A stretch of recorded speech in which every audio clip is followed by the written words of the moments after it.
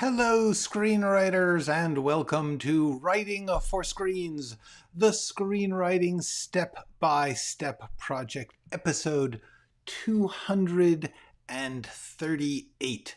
My name is Glenn Gers, and I come to you every Monday through Friday at 3 p.m.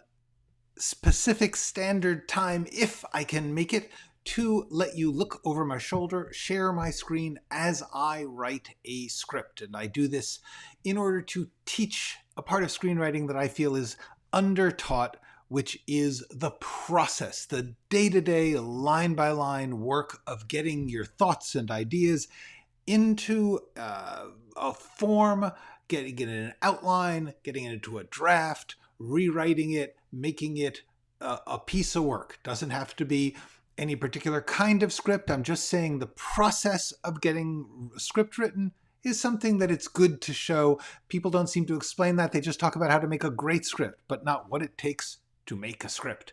So that's what I am trying to show you. This is not the only way to do it, not the best way to do it, just the way that I figured out in my 25-year career writing for TV and movies. And there wasn't anybody showing you how to do this. You had to figure it out for yourself. I thought on my way out of the business, I would leave behind these skills and tricks and tools that I learned. If you want to know more about what I have to say about screenwriting, the best place to look is the first 3 playlists on my channel. Please look at those. They are little 10-minute videos, lessons in which I take a topic like dramatic action, genre, flashbacks, and I give you everything that I can in the most concise, useful way I can think of. Because that's all that one can do. You try and learn some tools, some tricks, and then you figure it out yourself, because that is all we have as writers. Bits and pieces, a process, and when we do the best we can, that is what you have to figure out for yourself. If any of this is useful, great. Oh, hello, Rainy Hammer. Hello, Nathan. Hello, Thumper. Hello, Najo. Hello, 99 Precinct. It is good to see all of you. I am going to get back into the pitch document. That is what we were working on this week. We've finished a pretty polished draft, and I will then go through that one more time. But right now, what I'm trying to do is show what I call the pitch document, which is a little written pitch document, which just says, if somebody likes your script, if somebody likes your pilot script, they're going to say, what's the rest of the show about? What's the series about? And it is really good to have that thought out, to organize that in your mind. And then many people believe it's a good thing to have a written version. Just a little, there's no right or wrong form. This is a very informal document. Different people will do it different ways. I'm just showing you one way to do it, some basic things I think are useful to have in there. But there are no rules about this. This is a weird thing that is just still being developed as we go along. This business is figuring out how, if you sell an idea, if you offer an idea and people want to buy it, they're going to say, how many seasons? What's the shape of the story? What are the arcs of the main characters? And that's what this is. That's what this document is. Hello, Larry. George Sanders' book is so amazing. Yes, I know. I cannot. Oh, that's so cool. My wife is Russian. We both like these writers. The analysis is absurd. Yes, indeed. What I agree. What Nathan is talking about is a book that I have recommended called A Swim in a Pond in the Rain by a gentleman named George Saunders. He is a novelist and short story writer himself, and he teaches writing apparently at one of them fancy old colleges like Harvard. And he turned his lessons, his approach into a book. I recommend this book as a really good sample of how to approach the process of writing, because really, once again, that's all anyone can teach you. You can't say, oh, your story's going to have a twist in the middle. It may or it may not. But the process of thinking out how you are unveiling, unrolling the story from beginning through its development, that's what every writer has to do. They have to do it their own way. So this book is really cool. I agree. So yeah, thank you. Hello, Aspen Runes. Is the pitch document the show Bible? No. And that is a great question, because let's talk about this for a second. The show Bible, and people do mix this up online and confuse it. There are some people who will say, hey, I've got the Bible for the show, and it's not the Bible, it's the pitch document. The Bible is an ongoing reference work created for any series that is being made.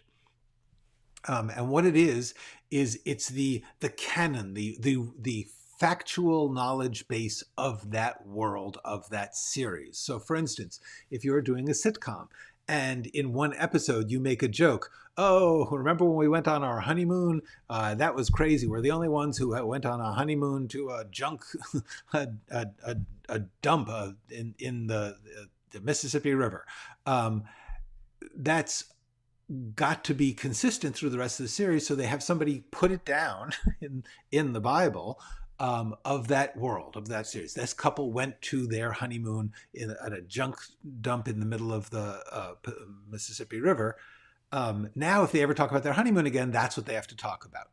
The Bible then is a record of what happened in each episode, what we know about each of the characters, etc., etc. So it's the reality of that show. That is created as the series is being made, script to script. The pitch document is before it gets made. You say, I believe that these people are going to do X, Y, and Z in the course of this series. That may or may not happen. As we often have heard, many shows, they develop, they change as they are working. And so therefore, famously in Breaking Bad, they thought Jesse was going to die at the end of the first season, and then they changed their mind and kept him around, and he became key to the entire series. So the pitch document would have said, Walter meets Jesse, this one of his former students. They team up to so that Walter can learn the business, but then Jesse's going to die, and the series is going to take a darker turn there. Not that it didn't take a darker turn, but not that dark turn, not that particular one. So the basic answer is a pitch document is simply a proposal. It is if you were to let me, this is what I think this would be. So for instance, right here, I'm saying, I am talking about the series structure. Each season of 8-hour episodes tell a self-contained, like I've decided that it's 8 episodes. Now, will that be true? No. If I were to sell this to Netflix or Hulu or ABC, they would tell me, we only want 6. Or if it's ABC, we need 22. So therefore, this is just a proposal of what I think would be cool. So one of the main things that this has to do is, I put this here. Okay, let's put this at the very top. Boom, boom. I was demonstrating making how you make notes, and I made these notes, and then which is what has to go into this document. So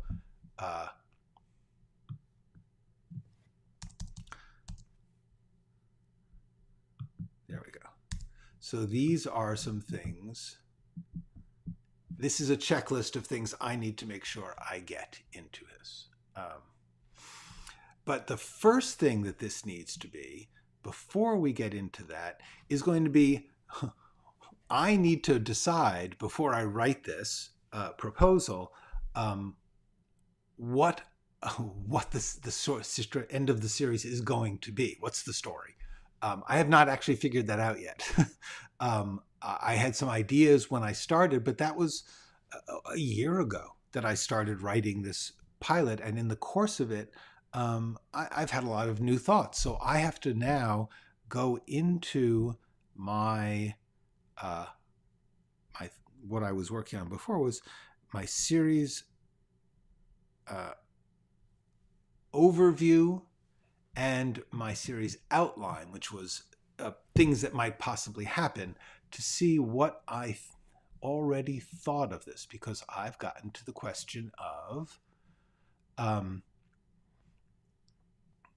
asked myself this question: how does it end? What is the end of this story? And I wrote a lot of notes about that, and honestly, it was a year ago. I don't remember what I wrote. So this is the big question at the moment. How does it end? Let's see. What have I got here in the overview? By the way, all right, did that explain the difference between the Bible and the pitch document? The pitch document is simply a short a written version of what you would say in the room if somebody said, so what's going to happen with this series if we decide to do it? So the pitch document is what may happen, and the show Bible is what has happened and is required for continuity. Exactly. The show Bible is a record of everything that you need to know in order to work in that universe. It's the facts of that world. The pitch is just literally that. It's a pitch. It's this is what I think it could be. So I'm just going to look at the end of the series. See, I do. All right. Okay. Oh, wait a second. I was working on something which required me to show invisibles. Gotta hide those invisibles. Okay, there we go. The end of the series. Okay. So, the end of the series is Madeline and Norman realize they can't run. They have to confront and possibly kill the villain. Which one? Good question, Glenn. Who is the ultimate villain? That's a great. It's a display piece. I don't understand that phrase exactly. It's not, because a display piece is confusing to me. I don't understand what a display would be. It's a explain to me, Thumper, explain to me what that means, and I will answer. Madeline and Norman attempt to confront and kill the villain and fail, but set up a situation in which all the various crazy villains kill each other, in which the crazy villains kill. Okay, when I say the various crazies and villains all kill each other, what was I thinking? There are two villains.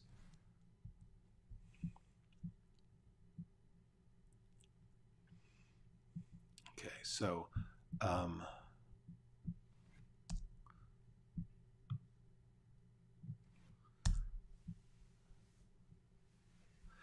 one possibility is that I'm going to get the end of the story.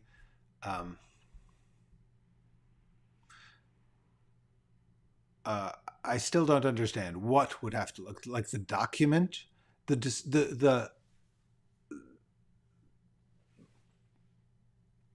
in other words, this is not a visual, this is a written thing. To me, a display piece, it seems like something that would be visual, like pictures or something, and that's very different. There are people who do try to show what they call a lookbook, which is a whole other thing. Let's take a second here to talk about these concepts of show Bible.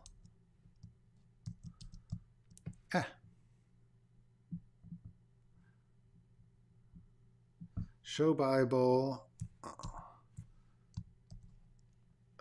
pitch document, and lookbook. Okay, so now let's make it even more complicated. Let's talk about this. There would be the show Bible, pitch document, and lookbook. A lot of people do this thing called a lookbook. A lookbook is basically images that you have usually stolen or borrowed from other work, because you say this is what it would look like. You take stock photos or pictures from other work, like other series or shows that you think have a cool look, or you get imagery like other artworks, and you sometimes you have the work actually drawn for you, storyboards, etc., which create what is called the lookbook. If you go on the internet and search movie lookbook, you'll probably be able to find some samples. But what they are is basically just essentially stolen images or sampled images, that you think, oh, it would look like this, so that it's to get the visual mood. That is a cousin. The cousin to the pitch document would be the lookbook. The lookbook is more of a director's sample offering. Neither one is the show Bible. The Bible of the show, as I said, is something that only exists when a show is put into production. The Bible is the ongoing record of the facts of the imaginary world, the facts of the imaginary world. In other words, it is a reference book. When they say call it the Bible, because you're supposed to treat it with reverence and respect and stick to it. But it is a reference book which lists all the knowledge you have about the imaginary world you are working in. That is what a show Bible is. A pitch document is a written version of what you would pitch.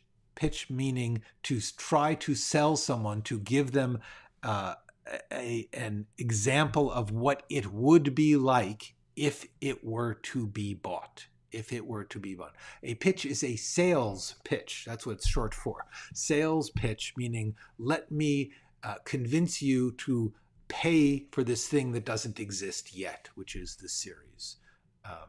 Okay.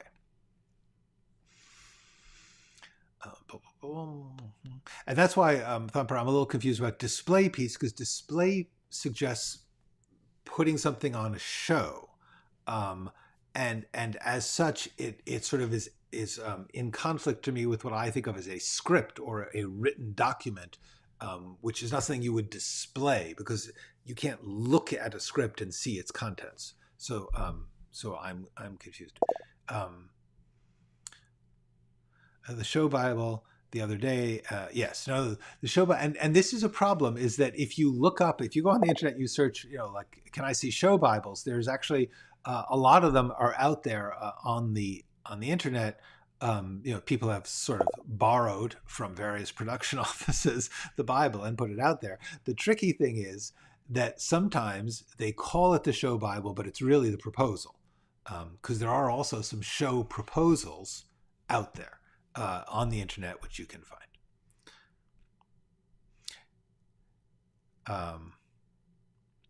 Interesting. That is quite. Yeah, this is another interesting thing. You can do that. In theory, you could start the Bible from the pilot, and from all the knowledge that goes into the pilot that is not there yet. So that basically what you're doing is you're starting the Bible, assuming that you're going to, because let's put it this way, most of the people who you're going to hear about who write a show, they already work in show business. They are already working TV writers. And so they are, there's so much to talk about.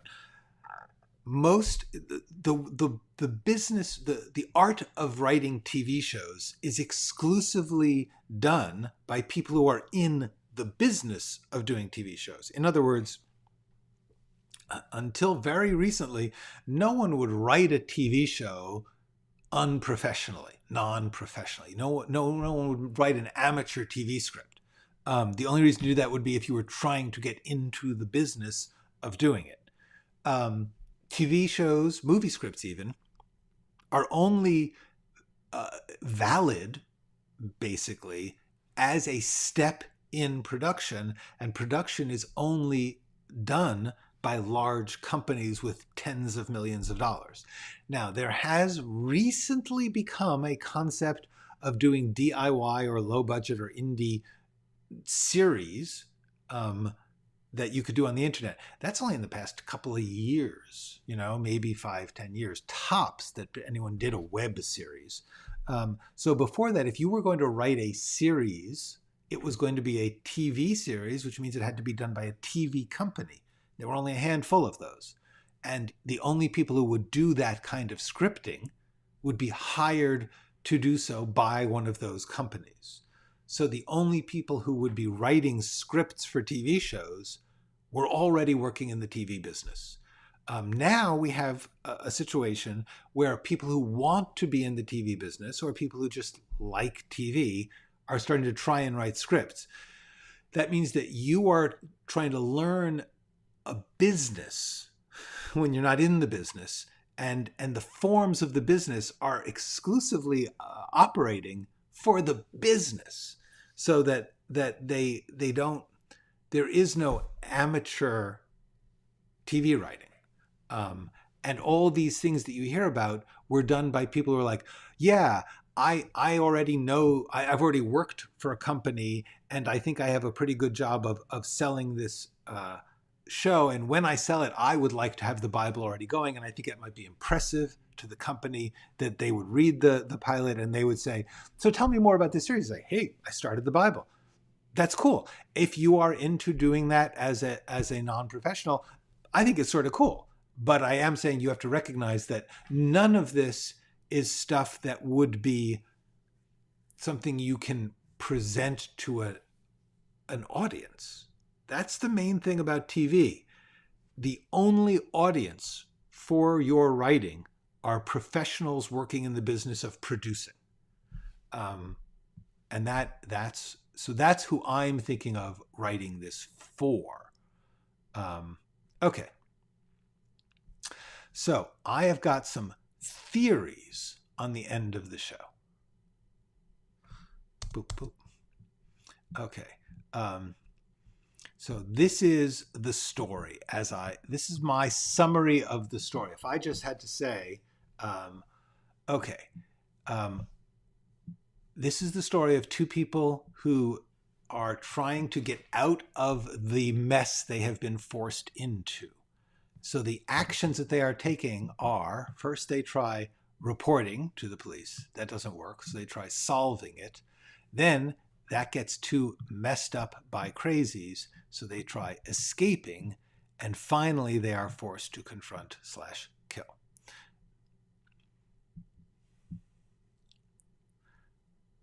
And they survive everyone killing each other and just walk away. So this is the shape of the story as I imagined it.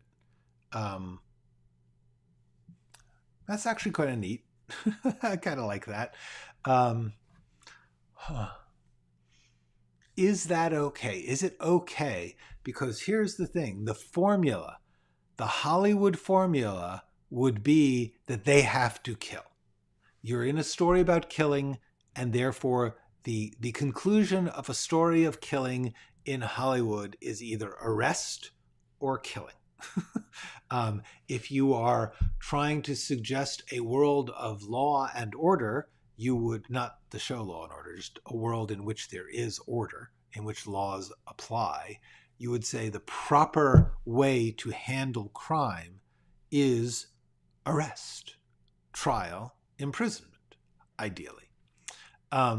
Most Hollywood movies force the character into a personal delivery of justice, usually by killing, that they have to kill the bad guy. They're cornered. They are saving someone else's life. The police won't help them for whatever reason.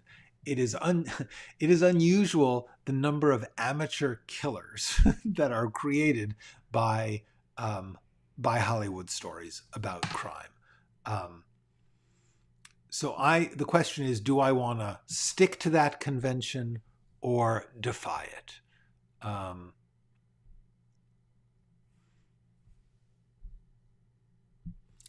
So my theory is,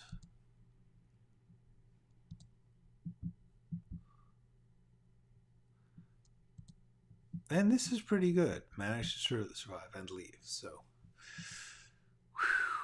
interesting. I'm just skimming through to see if I wrote any other versions of the ending. These are all characters. Character notes, character notes, character notes, character notes, character notes, character notes.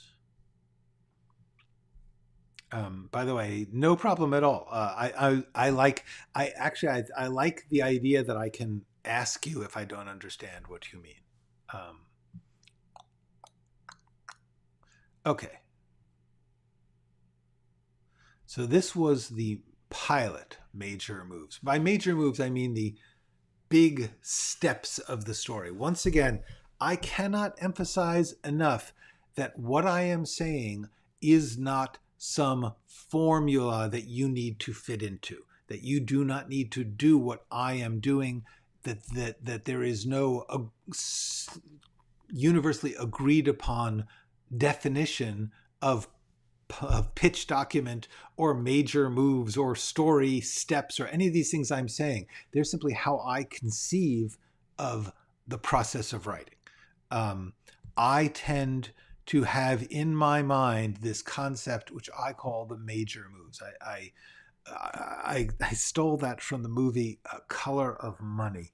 And it's not really stolen from it. It was just like influenced by it.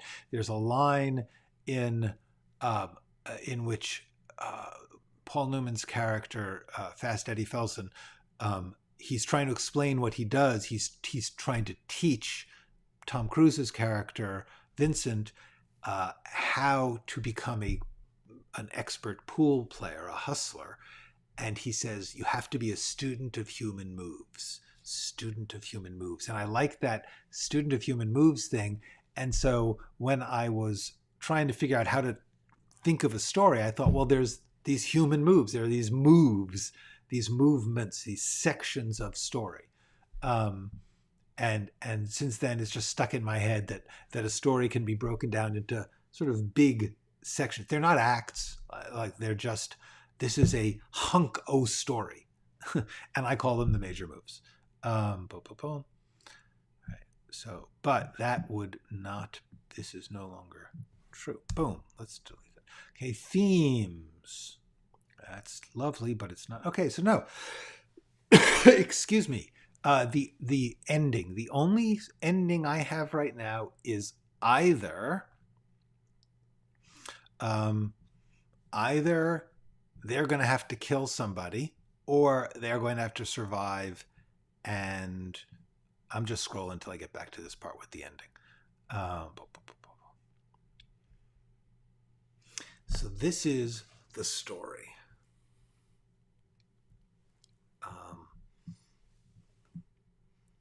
They're forced to confront and kill. The question is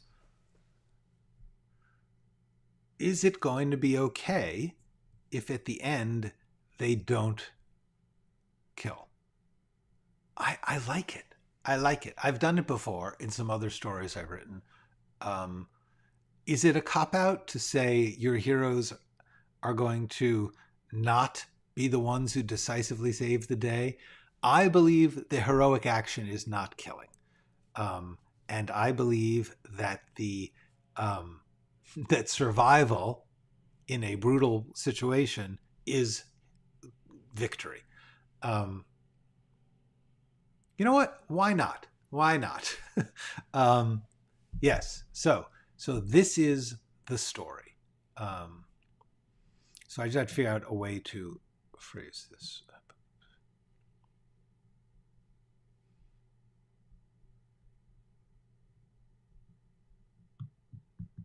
Okay.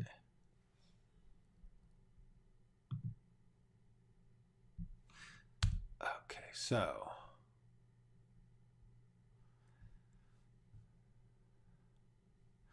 So Madeline and Norman realize they can't run. They have to confront and possibly kill the villain. Now here's the question.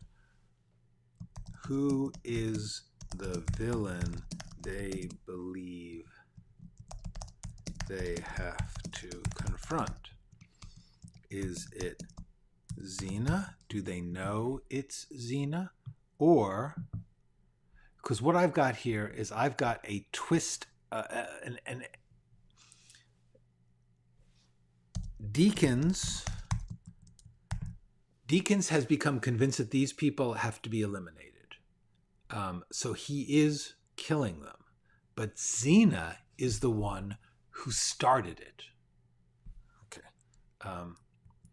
Deacons is killing people, trying to stop the crime crack. He's killing crime crackers. Crime crackers. He's trying to stop them from identifying him. But he's doing that because Xena killed George. So, in a way, Xena is the ultimate villain. Okay.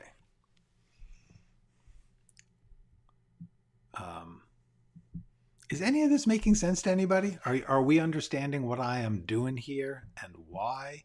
I am trying to figure out the most important thing. I cannot emphasize enough how important the ending is in this process, which okay. When I have to figure out anything, a story or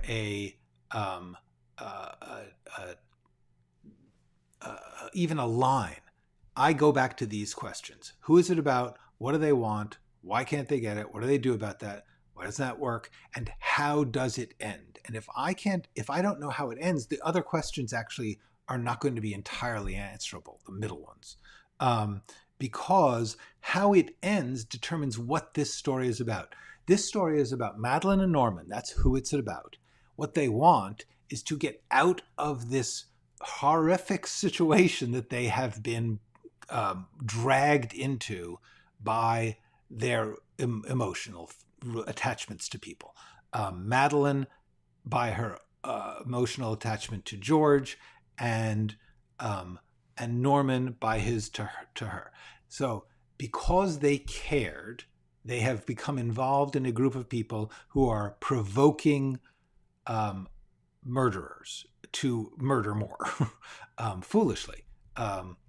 And so what they want is to get out of it. Why they can't do that, what they try to do is what I listed here. What they try to do is they try reporting it to the police. That doesn't work. They try solving the mystery themselves. That doesn't work because everyone's too crazy. So they eventually try running away, and that doesn't work. So eventually they are forced to confront.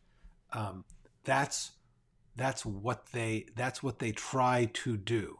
My question is, how does it end? Now I know I am deciding that how it ends is they attempt to confront and kill, they fail to kill, and then the killers, because it turns out there's more than one, kill each other. So there's a couple of specific questions there. When do they learn Xena is a killer?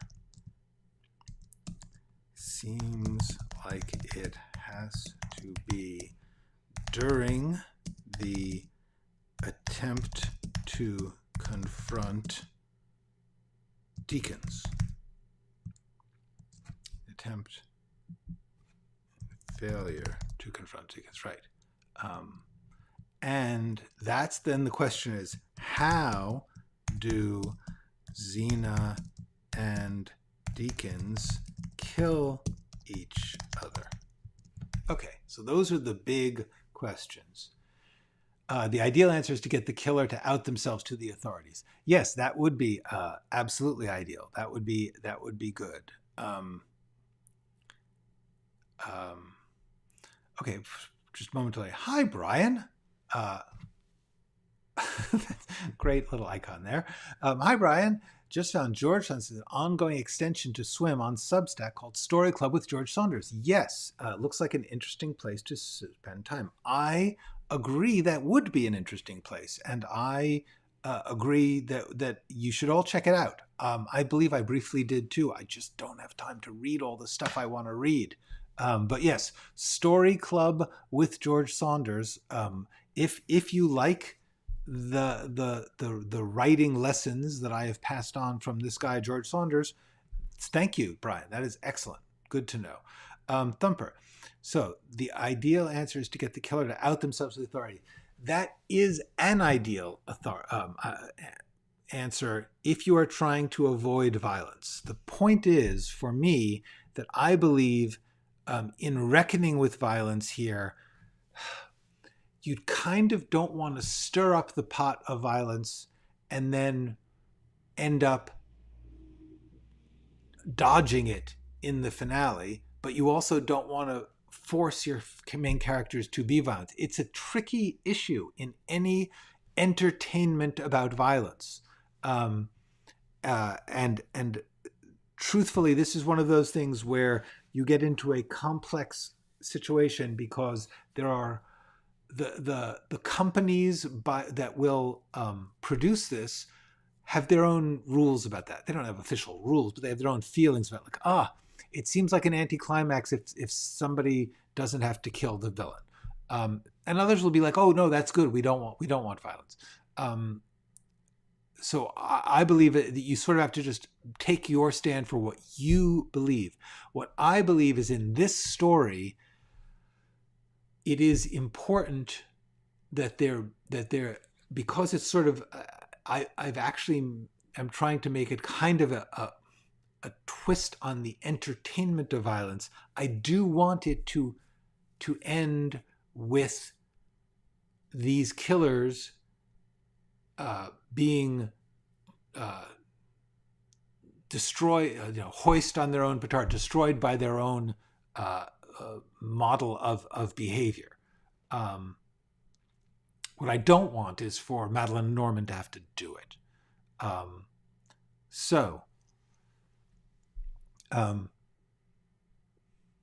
What I'm trying to think now is just in a very practical sense. I've got all these questions and ideas in this document that I call the overview. I'm trying to decide whether I need to get this in good shape in the overview and then essentially copy it into the pitch document in a easy, here in the overview, it's written in just a form for these are notes to myself. So they're very sort of, the kind of note I do best with is something that's very index cardy and easy to read and not very text, like it's not written in full sentences that other people can understand. It's just for me. The pitch document is going to be in sentences that other people can understand, even if I'm not there. And so I have to translate this overview into the pitch document. So what I was thinking now was, in a purely mechanical sense, how do I do that? What process do I use to make sure that I, solve this problem for myself in a way I understand it, and then present it to others in a way that's a nice presentation for them, which means I should work on this here in the overview, get it right, and then translate it into the pitch document. So that's what I was thinking about at the moment. So essentially,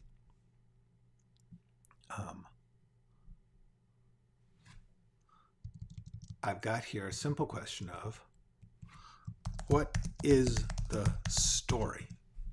Okay. That is the question. In other words, as I have said, who's it about, etc., etc., etc.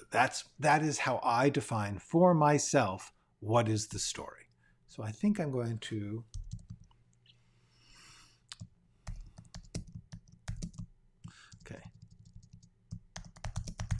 a story about Madeline and Norman. Okay, boom. This is a story about Madeline and Norman. Two people, two middle-aged people who get dragged into the hunt for a serial killer. Okay. That is this is a story of Madeline and Norman, about Norman and Madeline. Two middle-aged people get dragged into that is the situation, is that they, for two different reasons, because they're two different people, get dragged into a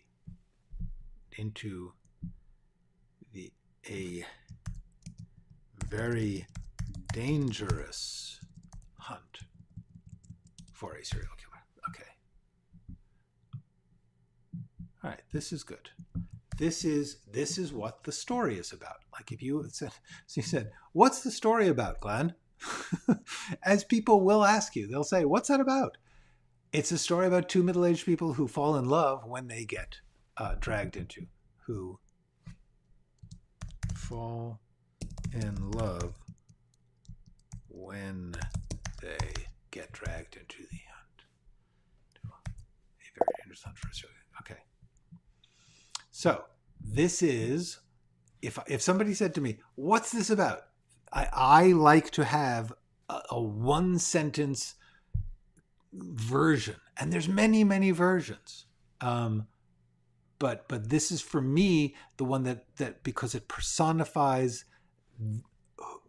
who they are and what their problem is, what they want, which is to get out of the hunt that they are dragged into it.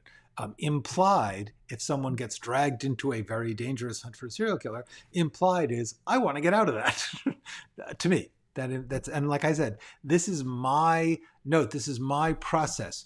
These questions that I talk about are not for public consumption. They are my working questions that help me know what the story is about. Everyone will have different answers to these questions. It is not like you need to. One of the things people keep asking is like, well, what is the 6 questions of Top Gun or the Godfather? It's like, I don't know. I didn't write those, and if I was writing them, my answer would be different than whoever did write it. It doesn't matter. This is not something that is universally agreed upon and correct. There is no right answer to this. The right answer is what will help me write this story. And to me, I find it useful to think about this as a story of people who fall in love when they get dragged into a serial, because to me, it becomes clear that they would want to get out of it. And that then tells me the story. They are stuck in this situation. They've been put into a situation. They have found themselves in a situation, and they are struggling. And this is the key. What action are they taking? They are making efforts to get away from the dangerous hunt for a serial killer, which turns out not to be too easy. What was the plane's plan? The planes? Yes. Okay. Fair question. Slightly off my topic, but not terribly, because this story is very, very similar to and inspired in many ways by North by Northwest. So let's talk briefly about this. The answer is, the plane didn't have a plan. The pilot did. The pilot was being hired by the killers, the spies. Remember that North by Northwest is about the accidental uncovering of a spy ring. of some kind of espionage, international intrigue thing. And the point of that was that poor Cary Grant, because of a case of mistaken identity in a hotel lobby, has become enmeshed in a plot, some kind of international intrigue plot with nasty spies. Those spies, once they realize that Cary Grant is not, in fact, the person they thought he was, they need to kill him. And he, quite luckily and cleverly, manages to avoid being killed. That ends up putting him in a cornfield. Well, actually, I think that the cornfield thing is that they say to him, if you want the solution to the mystery, go to this place. And this place turns out to be a road at the edge of a cornfield. And then, so he's there all alone. There is no one anywhere nearby, which in theory would make you feel safe, but no one's anywhere nearby, so you can't get help. So therefore, all of a sudden there's this plane doing crop dusting, and all of a sudden it starts zooming down in and trying to hit him. So the question is, what were they trying to do? Was it trying to spray him? No. I believe it was trying to hit him with the propeller, which interestingly, there is a scene in the movie Catch-22, which I believe is a phenomenal movie. Most people don't like it. However, or at least people didn't like it when it came out. Partly they were comparing to the book, and it's a movie, not a book, and it didn't work that well as an adaptation of the book, apparently. But I think it's a great movie. But there is a scene where somebody gets run into by a low-flying propeller plane, and it's quite shocking. Anyway, I believe, Nathan, that they were planning to do what they did in Catch-22. So that settles that. Eva, yes, government secrets. Indeed, they may have been stealing government speaking. And yes, Eva is right. That is a set piece. People have often asked me about set pieces.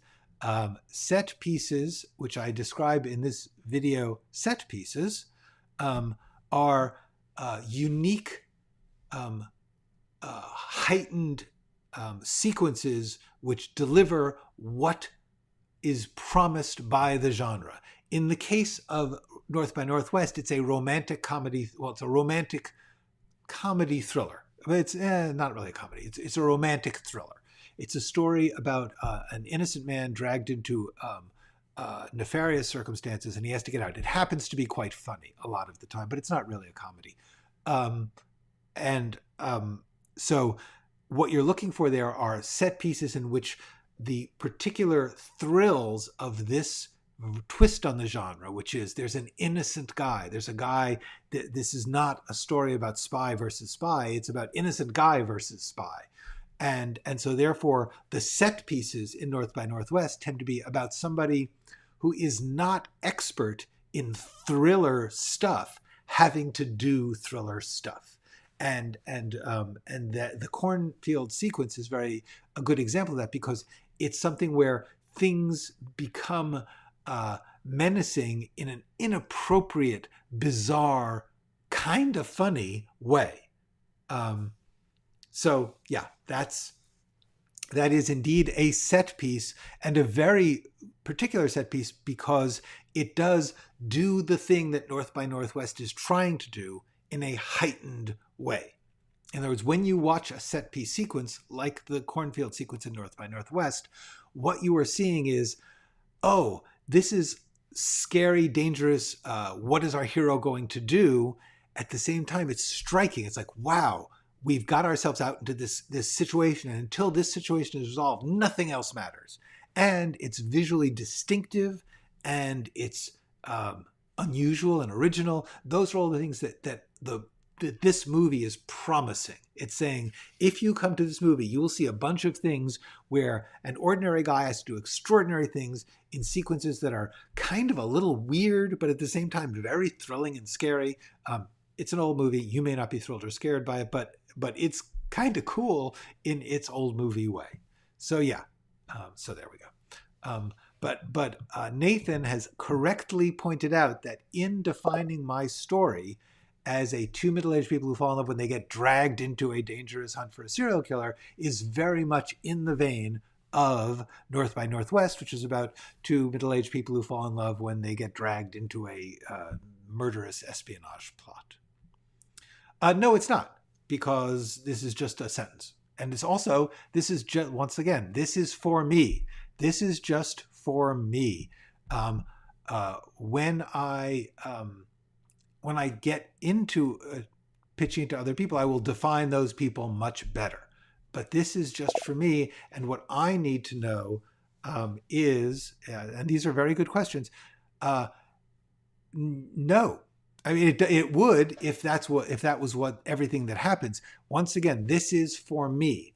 And what I'm thinking is, having gotten dragged in, they become very active. And so, yes, Madeline is passive in the first scene or two. When we first meet her, and that's actually why in my first scene, I made sure to make her active in her life. But then we see her get taken out of her life. I don't know if you remember the first scene that we meet Madeline, so I'm going to show it to you and talk about this, because this is a very, very good question. Because people will indeed ask you these questions that Eva is asking. Okay, so here's the thing. We meet Madeline in this first scene. Madeline's office, we meet Madeline, and she is defined by an action. She is closing up work and going home in a very, very precise and controlled way. That is what we are learning in her actions of this scene, that she is in control and happy in this very set routine. So we watch her do that, but then she gets a surprise. Something comes at her from the side, which is this other person says to you, hey, you're about to get a promotion out of that job. And she declines that job. She takes an action. She says, no, I like this job enough that I will defy convention. I will resist the lure of the bigger office and the bigger salary, because I know what I like. I know what I want. I am happy in my life. And she takes a decisive action, which she is confident about. She is happy about. So we say, oh, I believe we will say, I kind of like this person. She knows what she believes in, and she's willing to take a stand and even make a sacrifice for it. She's willing to give up a raise and a promotion in order to have her joy. So then she gets a phone call. It's the police, and they say, by the way, this guy you were married to 30 years ago, he just got murdered. Boom. Now she is now put into a person that we know and like, has been put into a new situation where she is, at the moment, passive. She is not a passive character. So Eva's question is really good. You have to watch out for compulsively applying tests. This is a thing about screenwriting theory, which is, and honestly, you run into this a lot with non-writers who are in charge of writing. You run into it a lot with like producers and executives who are like, they have these alerts, don't have a passive protagonist. Not having a passive protagonist doesn't mean that the character has to be in charge of the story at all times. It means they have to not be passive in their scenes in which they are not in control. There's a big difference. Many, many characters are not in control of their story, and they're great characters. They may build towards control of the story, but the idea that a person who is having something happen to them is passive is not necessarily so, depending on how they act when the thing happens. And that's actually a really good question about telling us about our protagonists and dragging into the protagonists. The two things that you have to remember are, A, these are my notes to myself. So I do not need, like if I say, Norman and Madeline, I know who they are. I don't need to keep selling them. I don't need to keep defining them. I know who they are because this is my outline document, my overview. So therefore, what's important to me, actually, because if you remember what I wrote was two people who fall in love, then I defined middle-aged because I like I like to define that because I believe that that is key to their characters. They have both hit a point in their lives where they kind of think their opportunities for love and redefinition are over. And this story is going to be about how that turns out not to be true. That's why I define them as middle-aged people. Does that make sense? To me, it's helpful because that's what the story is about. This is not about two college students who fall in love when they get dragged into. That would be an interesting story, but it's not the one I chose to write because I am on the far side of middle-aged. Okay. D3 Entertainment. I've been a silent viewer today. That's okay. You're allowed. Silky and all. Learned a lot. Those questions you write for you to fill in the story got me thinking about it. Yes, I'm glad. That is great. Thank you, D3. That's cool. Yeah, I this is the process that I advertise that I am trying to teach. So, okay. So, yeah, this is just a. I'm gonna try and answer this even more, even more than you thought, Ava. The question of passive. Many stories are about people who have something happen to them. That's okay. It is okay to have story like many stories are about something in the story. It happens to the character.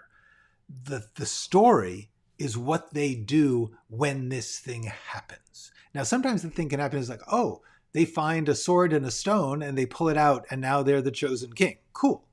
but they didn't put the sword in the stone. They didn't go looking for the sword in the stone, or maybe they do. But in what I'm saying is, if the story is about somebody who finds a bag of money, they didn't make the bag of money. They literally just stumbled on the bag of money, and now the question is, what are they going to do with the bag of money? And of course, who lost the bag of money, et cetera, et cetera. But you can tell a story about someone who has something happen to them, and it does not make them a passive protagonist. However, if all the events in the story are something happens to them, they become a passive protagonist. Okay.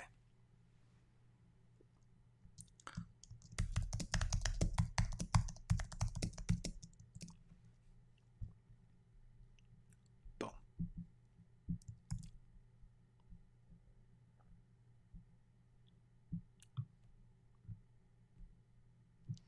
So this is what I believe they want. Now, this is very vague. This is very general. So specifically, what I'm saying here is, if you were dragged into a situation where someone is trying to kill you, the first thing you want is to not be killed. Now, that is a unspecific and vague thing, so therefore I'm going to get more specific. No, not at all. You are actively following. Thumper has a good question. If you find a treasure map, does following the map make you passive? Not at all. That's the whole point. You are actively following the map, and in the course of following the map, hopefully, if it's a good story, there will be challenges, okay? Each step of following the map will be difficult, and you'll have to do things actively in order to keep following it. If all you did was like if you found a treasure map and all you had to do was like take the subway and then change to a bus and then walk a while and then you find the treasure, yeah, that would be pretty passive, and that would not be a great story. But if the treasure map says you have to cross this river and the river is a raging torrent of super hard rushing water with rocks in it, and therefore how are you going to get across it? And so you have to find a way to rig a wire across that you're going to slide on. That's not passive. First of all, you have to think of the rig, then you have to make the rig, then you have to do the rig. That's the answer to that. The Outlaws is a great, yes, The Outlaws, for those of you who have not seen it, there is a series on Amazon. It's a British series which Amazon picked up. There's two series. It's created by, oh, damn, I've forgotten his name now. He's the big tall guy who was with Ricky Gervais at the beginning. Stephen Merchant. Okay, Stephen Merchant created this series, and it's lovely because it's a mixture. It's a really cool mixture between really dark stuff and really comedy stuff. And it just keeps dodging back and forth between them, so you really can't say it's one or the other. For many people, this will be unsatisfying because they'll say, well, for a comedy, it's got some uncomic stuff in it. And for people who like dark stuff, they're gonna be like, well, what's that silly stuff doing there? I love this combination, and I think it's very well done in the Outlaws.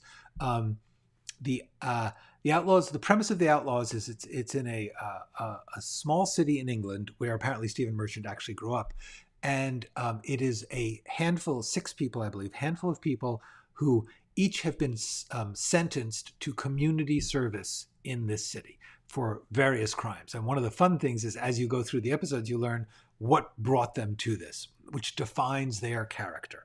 It's lovely, well done, Mr. Merchant.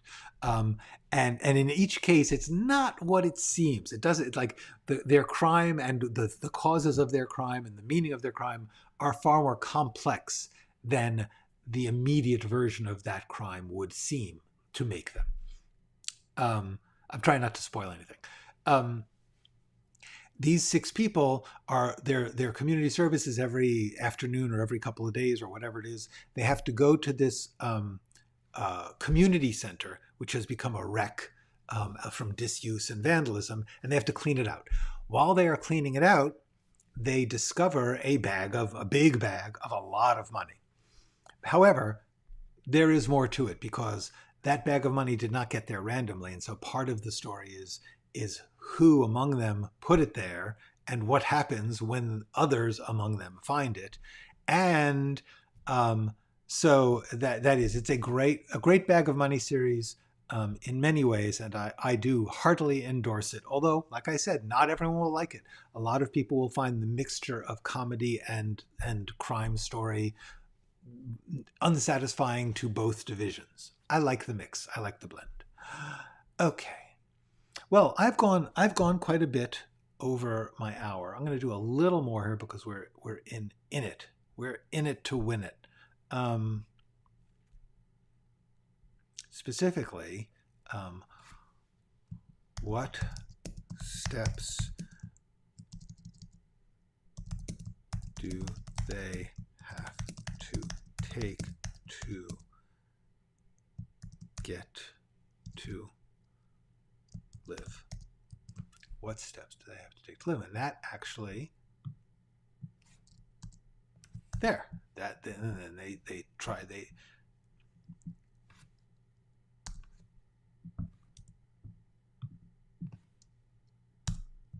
look at that. Okay, not bad at all, I feel. For the moment, we're okay. We're doing good. Thank you. Very interesting, good questions. I hope my answer were interesting and somewhat revealing. I actually do feel like I understand this, but I am always fascinated at how something that seems very clear to me may not become clear to others. And so do challenge me if what I'm saying doesn't make sense to you, because my not making sense may be a failure on my part to make sense of it. So worth my trying again. And with that, I say, have a great weekend. I will see you on Monday afternoon at 3 p.m. And until then, go write something.